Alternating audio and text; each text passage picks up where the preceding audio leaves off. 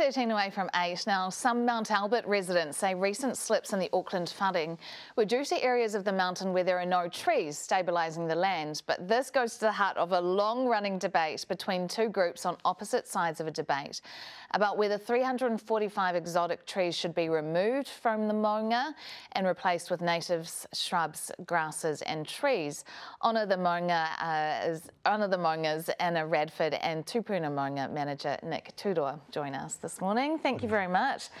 So Anna, you are on the side of keep the exotics. Why do you want them to stay? Well, first of all, we're not against succeeding the mountain to fully native vegetation, but we're saying it should be done over time, as would happen in nature. So leave the exotic trees in place. They provide valuable food and homes for the native and non-native birds, the insects and all the other wildlife. And then plant the natives, of course, and then, over time the mountain will become fully native. So it's more the process that we're concerned about rather than the end goal. So you're saying eventually you could get rid of them, but in the meantime, while you're planting the rest, keep them? Yeah, it's important to understand that the Tūpuna Maunga Authority is actually planning on taking out a total of around 2,500 exotic trees off Auckland's Maunga.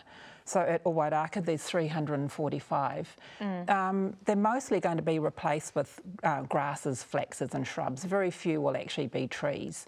In Wairaka's case, we've seen the planting plans, and the new plantings will be in areas which aren't inhabited by the exotic trees, so there's no reason not to leave them there. Also, a lot of the exotic trees have young natives, self-sown ones growing underneath them.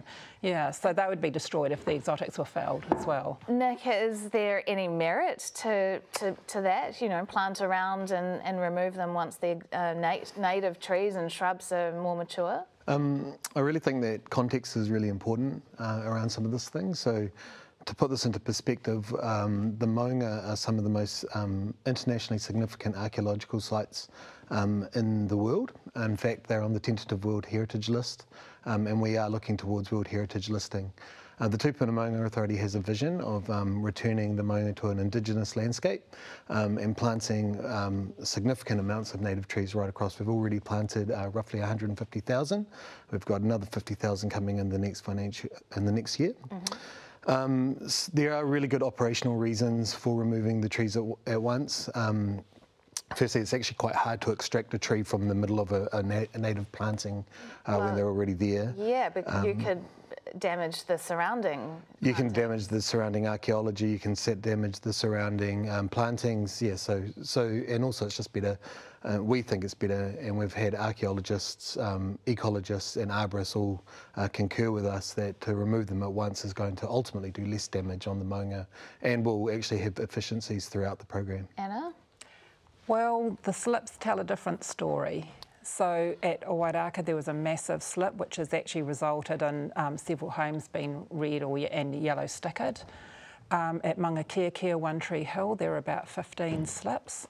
Or Hinura Mount Hobson, there were some big slips as well, all on archaeological features on slopes where there were no trees. So if you take out more trees, then you're going to get more archaeological features, the terraces, the middens being damaged. So that just doesn't make sense to us. Is there evidence, Nick, that those trees are stabilising the Maunga? Well, I guess, again, perspective is really important. So, we're looking at two rainfall events that occurred in January and February. The first one where we saw an unprecedented amount of rain come down in the first in a very short amount of time. Yeah.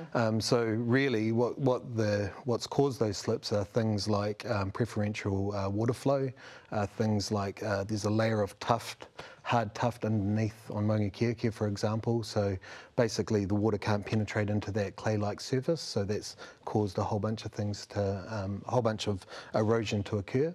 On Wairaka, 3 really large eucalyptus trees actually fell down the Maunga and endangered the houses and lives of people. That's in the first rain event. So that's in the first rain event. In the second rain event, we saw 12 or 13 exotic trees come down. One damaged our tracks, one fell and completely destroyed a playground inside on one of our Maunga, and we also saw a lot of archaeology all being disrupted by by the tree falling. What is going to get you both to agree?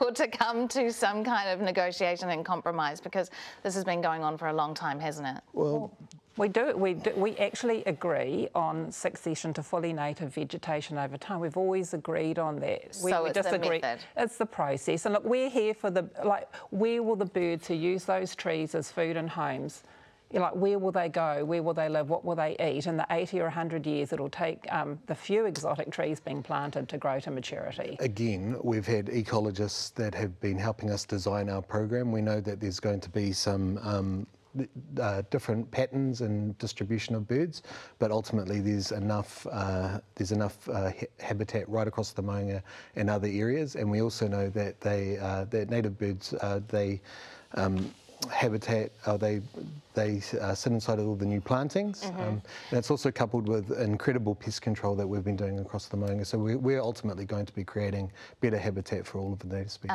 Would be interested to hear from any of our viewers who have been in this situation with exotics and native tree planting. Feedback at amshow.co.nz for your experience. It's 7 away from 8 now. On to the Maungas, Anna Radford, and Tūpuna Maunga manager Nick Turoa. Appreciate your time. Thank you. Obviously, I know nothing about this, but can't we just go 50-50? You know, half one side, half the other. Everyone's happy. Birds are happy. Well, the Maunga Authority has recently decided to leave a series of majestic trees throughout the Maunga. So actually we have been listening and we have agreed to Little that as part of the compromise. restoration program. Maybe a few more and we'll be there, everyone's happy. But you've still applied to the council for over $1 million worth of tree felling budget at a time that libraries are being shut. I'm doing more harm than good. I'm stepping up. It is 6 away from 8 o'clock.